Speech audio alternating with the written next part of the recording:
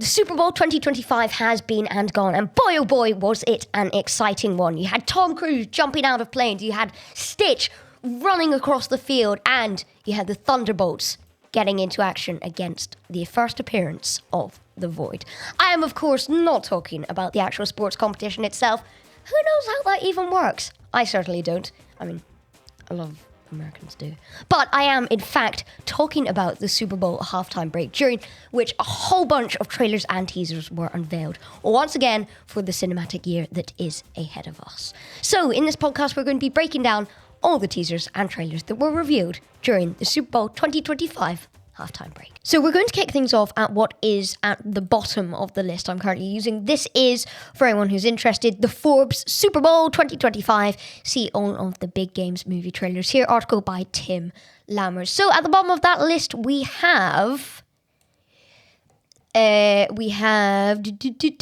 Superman, formerly known as Superman Legacy. This is, of course, the first movie of the brand new DCU, led by James Gunn and Peter Safran. Now, the actual promotion for this movie, for the Super Bowl, wasn't actually within your normal Super Bowl. It was within the Puppy Bowl, which is a concept I don't entirely understand. It seems to be rescue shelter dogs just playing and being really sweet. So I might have to do a little bit of research into this and take this over to a main episode, because it's a Puppy Bowl. It's great. I need to be talking about this stuff.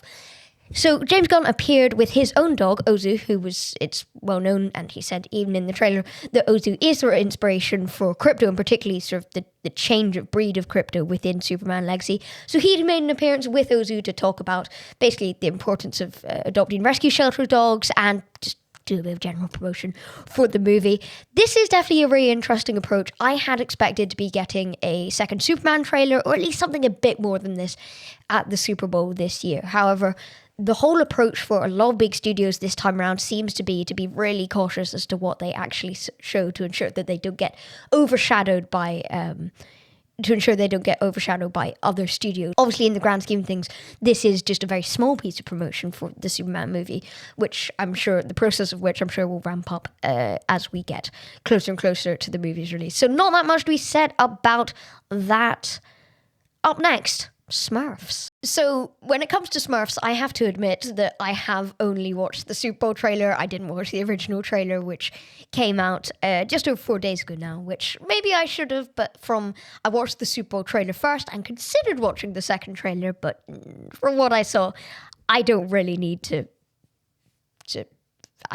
watch it, to be honest. Perhaps it's really good. I'm just not a massive Smurfs fan. They personally creep me out slightly. The animation looks a bit more interesting for this one than what we've seen in past. They really seem to be very interested in selling the fact that this has Rihanna in it. It's Rihanna as Smurfette. That's on the thumbnail. It seems to be all about the fact that Rihanna is appearing in this. There's only a few thumbnails here of all the little clips and trailers and things that don't have Rihanna's character, or indeed her name plastered all over it. Or even the original trailer is titled Smurfs, official trailer 2025 movie, Rihanna. So yeah, it's not going to be something I'll probably end up watching, but hey, if that's your sort of thing, go for it. Up next, Jurassic World Rebirth, which released its first trailer last week, notably only a few days before the Super Bowl. What we got at the Super Bowl here was really just a minute-long, a condensed version of the 2 minutes, 25 seconds original trailer. I'm really excited for this movie, although I'm not particularly over the moon about the character side of things and the actors. I realised that did make the first Jurassic World, so that is a very big factor of it. The dinosaurs alone are really selling it for me here.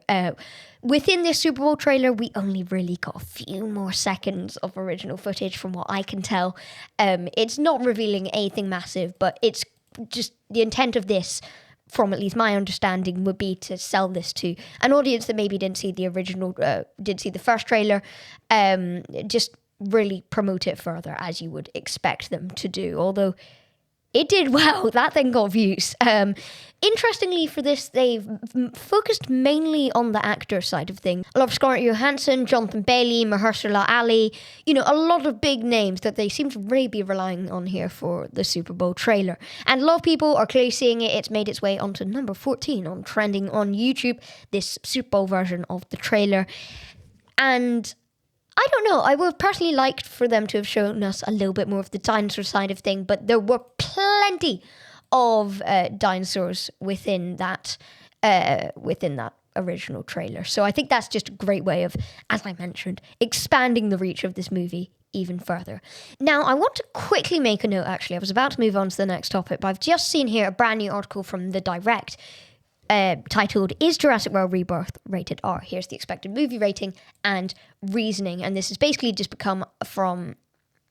These rumours have come as a result of just a bunch of theories and potential posters that have suggested that it could be rated 18, or R as they'd call it in the States. I'm sorry. Obviously, all the previous Jurassic World films have been rated PG-13, as they say it over in America, or 12A, as we would call it here, 12A, sort of. That sort of rating. I personally don't think they're going to go down this route. I think, particularly to be showing this at the Super Bowl, there is... I mean, obviously, you had something like Deadpool and Wolverine who were promoting it at the Super Bowl last year and had that big... obviously, core adult audience. It's an adult movie, basically. I really don't think this is going to happen. However, it seems from what we've seen in the trailer that there's very little suggests really that this is going to be much more. Whether we can maybe get bumped up to a full old 12, that is a possibility. Again, we've just seen this from a slight poster, from a brand new poster for Jurassic World Rebirth. I don't think this is correct. I don't think they would risk this. Although I can see why some people would want it, I think Jurassic World has so much of a potential, not necessarily young audience, but you've got to get the dinosaur interested audience in there, and that expands to various age ranges. So let's see, will the kid get eaten? I don't know, and if so, will it be in gory detail? We will have to wait and see. After that, it is F1, which, believe it or not, is the upcoming movie about F1. Honestly, never would have predicted that one. This stars, of course, Brad Pitt in the central role, alongside of Damson Idris, Kerry Condon, Simon Ashley, Callie Cook, and many others. This is the first brand new footage we've got for this movie in a while. The tagline is, "A former driver finds himself back in action where he returns to F1 racing to take on the sport's top competition." This trailer seemed to go with the similar tactic of the original 1.5 minute trailer, basically by just amazing us with the spectacle that Apple movies have managed to, or Apple Films, have managed to, hopefully, or seem to have managed. I'm a skeptic until I see it. But with the spectacle that Apple Films seem to have been able to achieve here. Obviously, there's a lot of promise of great character action in here. We get a lot of shots of people shouting, just lots of great character stuff going along, lots of glimpses at the actors. However, a lot of the excitement does seem to be taken from the fact that you're getting these amazing cinematic shots, or not necessarily cinematic, but certainly quite gritty shots, where it's almost as though the camera is, and I suspect it is and was, within the actual cars themselves. So that looks to be a really exciting film. Whether that's going to be getting a cinematic release, I do not know. I'm sure there will be more information on that in due course. Then, above that, it is How to Train Your Dragon. Now, this is the second piece of footage, second sort of teaser trailer we have got for this movie. Of course, the live-action adaptation of the animated adaptations of Cresta Cal's original novels. This is coming out June 2025. It's going to be battling at the box office, just coming along slightly before the likes of Fantastic Four, Jurassic World, and Superman. Perhaps its release date then being in June as opposed to July is part of the reason to try and get a little bit of a head on those films. But certainly this looks like another really good look at this film. The shot in which the dragons are soaring towards the camera looks absolutely beautiful, and I think the rawness of the location in which they filmed this is really present, and it certainly achieves that. That's certainly that quite cold atmosphere that some of the animated films could sometimes achieve, and certainly achieved when they needed to. So that's looking really, really exciting. Obviously, we're getting more glimpses at the likes of Mason Thames, Nico Parker, and Jared Butler. It looks very, very nice. I am still a bit of a skeptic when it comes to the toothless design. I would have liked a little for it to have tried something a little bit more different, or not necessarily even different, but just to attempt to blend itself slightly more with the realism that the scenery and the live action characters seem to be bringing to this film. It does look very much, from what the few shots we've been shown of Toothless, it does look a bit like he has just come out of the animated version. The rest of the dragons, in my opinion, look absolutely great, though. I do think the problem sort of slightly continues. I would have liked a little bit more realism. But hey, they're professionals. They've no doubt worked around all of these and figured out what works and what doesn't. And perhaps a slightly more true to the animated tale, Toothless is going to be the one that we go for. And that's certainly the case that we see with Lilo and Stitch live action adaptation, which is up next on our list, and it seemed to be really playing to its advantage. So maybe we'll see Toothless on screen, or indeed with the full trailer that they promised at the end of this one. That's releasing on Wednesday. Wednesday the 12th. Yeah, Wednesday the 12th of February. Perhaps I will be fully convinced. And then, above that, the best of all the Super Bowl trailers, Lilo and Stitch. I mentioned it just previously there. This is, of course, the 2025 adaptation of the 1990s animated film. Or 1990s? Oh dear, it's not. Early 2000s. Apologies. 2002 was the original Lilo and Stitch. This adaptation is releasing May 2025. So we've got lots of exciting films coming up towards this time, or the sort of summery time of year. Not summer in the UK, because May we sort of get a bit of sunshine. But in America, certainly there'll be heat towards them. Then I know they call that their summer. But we got this amazing clip this time around, only further adding to the wonderful promotion we've got so far that has been used really quite sparingly, but with a lot of reference and homage to the original expert promotion that was put in place for the release of the first Lilo and Stitch way back in 2002. Stitch, in this particular clip, just 30 seconds long, runs onto the Super Bowl pitch. You've got people charging at him, trying to trap him under a bin. He's on a golf cart. He crashes into the thing. The commentators are loving it, and he looks adorable and just as brilliant as ever. Chris Sanders returning to the role, director of The Wild Robot. Chris Sanders, if you did not know, returned to the role to play Stitch. And yeah, I love this. I not only love Stitch, I love his new design for the live action version. You can tell they've really finessed it, and I think it looks lovely. On the posters, I do think it almost has a similar effect to the Toothless design of he still looks very animated, but when you see him amidst, towering over the sandcastles and just looking absolutely adorable, and indeed charging around the Super Bowl and coming onto the screen and blowing his little trumpet and being adorable, I am 100% sold. And I am aware that it doesn't take much Stitch to make me very, very happy, but hey, this has made me very, very happy. Mission Impossible Final Reckoning, aka Mission Impossible Dead Reckoning Part 2. The Part 2 was obviously dropped off the name in turn for a final reckoning. It's the end game. It's all very exciting and very dramatic, and that seems to be what we're going for with this trailer. And it's that intensity, that sheer excitement that the Mission Impossible franchise obviously sells so well, that this trailer once again seems to really be going for.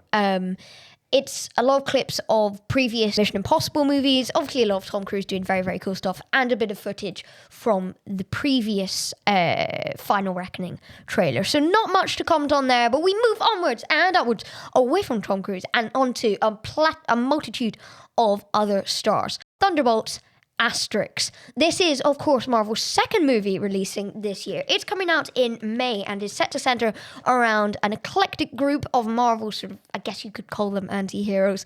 Whether or not they're technically anti-heroes, it's up for debate. But the title, the little synopsis is: a group of supervillains are recruited to go on missions for the government. You've got the likes of Florence Pugh, Lewis Pullman, Geraldine Viswanathan, Sebastian Stan, Wyatt Russell, and David Harbour, all forming a lot of the core front of this movie. Harrison Ford also set to star, so presumably his character will be making an appearance, perhaps surviving, or he's listed as starring, perhaps suggesting that he is going to survive good old Captain America Brave New World, which we got no footage for at the Super Bowl. I think they've probably promoted that one pretty well by this point. This looks like a really exciting trailer.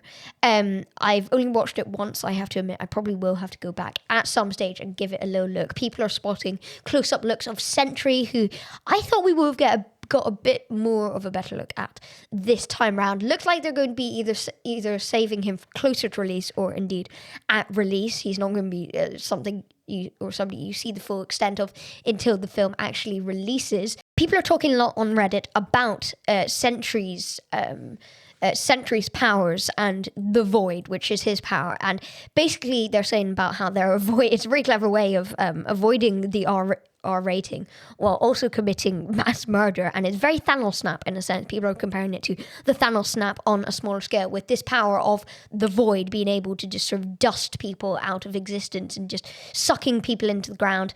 People are just saying a third fan saying no disillusions, no explosions, just turned into complete darkness, and then going on to say that's a very crazy way of avoiding the R rating while mass murdering people, but it's actually really scary to think about. And it really is. And up against this lot, it's a really exciting prospect. There's discussion in there of the Avengers, which is obviously a topic that seems to be at the forefront of at least partially, of the first two of the MCU's releases of the year. Both with both Captain America Brave New World and the Thunderbolts talking slightly, at least in their trailers, about the Avengers or the lack thereof. Lots of good stuff of the main cast, lots of really exciting stuff there. As I mentioned, Sentry is the main thing I'm waiting to see. We've got one look from behind at him, and obviously his powers seem to be showing a great threat, and the action within these trailers looks really, really exciting. I'm not usually a massive action guy, but I have to say, they've got me going on this one. This looks really, really exciting. So I'm very pleased to see this gain a bit more of attention. Obviously, I think Marvel are probably aware that Thunderbolts, they're sort of a Guardians of the Galaxy type team, even if a lot of these characters, Bucky Barnes, Yelena Belova, particularly, they have a bit more of a pulling towards them now, thanks to previous entries in the MCUs that have been attached to bigger names such as Black Widow, and the Hawkeye series, obviously, are both examples of where those characters have come from and featured in.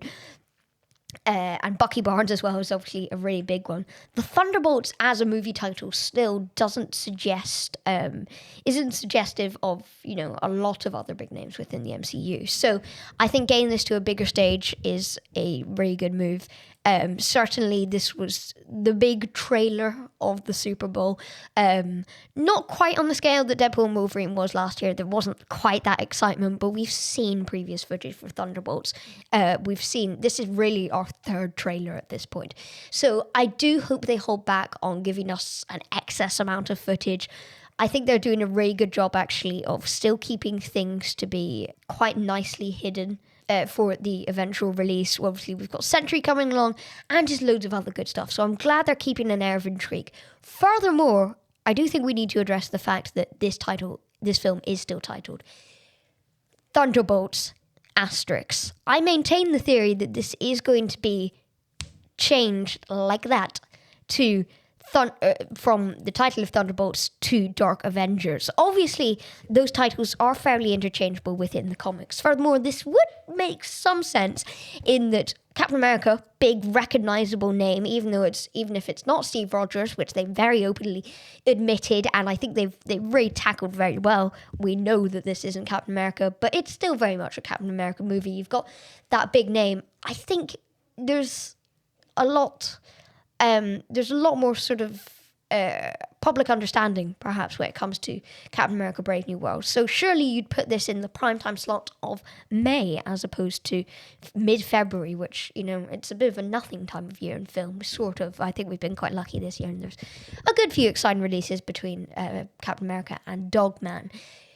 But it is still a bit of a nothing time of year, so surely it would make sense to put big old Captain America on in May to get as many viewers to flock to that as possible, and the smaller Thunderbolts on in February. However, Avengers still surely pulls more people to the cinema than Captain America. Even though Captain America is massive, the Avengers are always going to be bigger.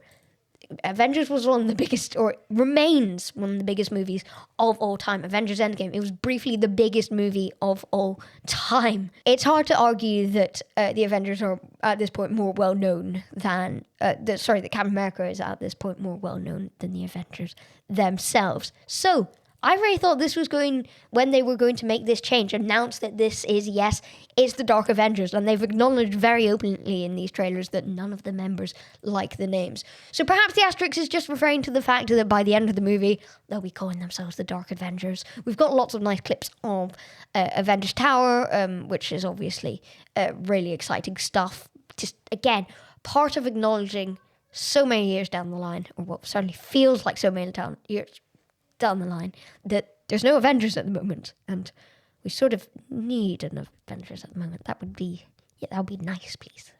Thank you. So whether that's something they don't change and that it actually is called Asterix for a reason, and when Kevin Feige says you're going to find out about this in 2025, he means when you watch the movie, and by the end they're calling themselves the Dark Avengers, and the Thunderbolts 2 will instead be called Dark Avengers, of course, the unconfirmed Thunderbolts 2. Who knows who they'll kill off, who knows who will survive this, and who knows where we'll be on the other side of the next two main Avengers movies. I don't really know. All predictions are up in the air at the moment. My original theory has been somewhat shattered. I honestly thought they would have made this change prior to giving it its biggest audience so far as a means of the Super Bowl. I don't know. Really great trailer, though. All in all, I think that this Super Bowl 2025 halftime break, as in the actual trailers and teasers that were revealed during that halftime break, it's a really interesting one, especially when compared to the 2024 and indeed prior Super Bowl halftime trailer breaks. But last year, it really seemed that all the different studios were relying on having that one big trailer moment. We had the likes of Deadpool and Wolverine, Kingdom of the Planet of the Apes, Wicked Part 1, along with a bunch of other massive trailers that would really dictate the world of film in 2024 releasing. And I think it's very interesting that it seems that a very different approach was taken by the majority of studios this time around.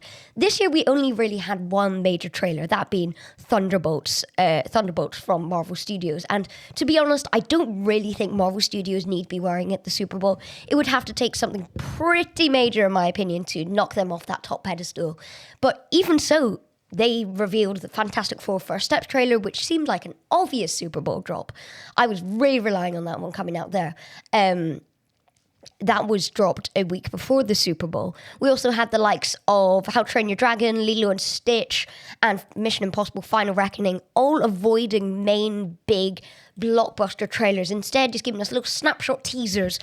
In the case of How to Train Your Dragon, that would serve to promote a larger trailer, or indeed the film, just to a larger audience, but in a less drastic way. I do think I prefer the 2023 Super Bowl. I realised from a managerial and promotional point of view, it's obviously some trailers were overshadowed last year. For me, I go through and watch them all, or the majority of them, or certainly the ones I'm interested in.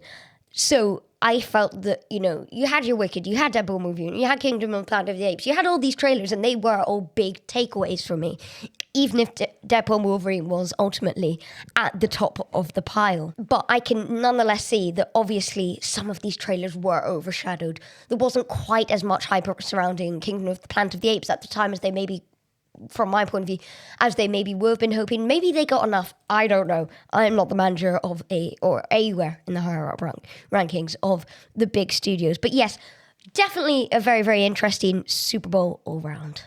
But what did you think of the trailers and teasers displayed at this year's 2025 Super Bowl? If you want to share your thoughts with us, you can either drop that in the comments on YouTube or indeed on Spotify, or you can email the show at hwsnackbreakpodcast@gmail.com. I am very croaky. I've got quite a cough at the moment, so I'm struggling to present this final bit of the show. Thank you very much for listening. I've been Ben Goodblue. This has been a Huncap Hour production. See you soon. Stay safe. Bye.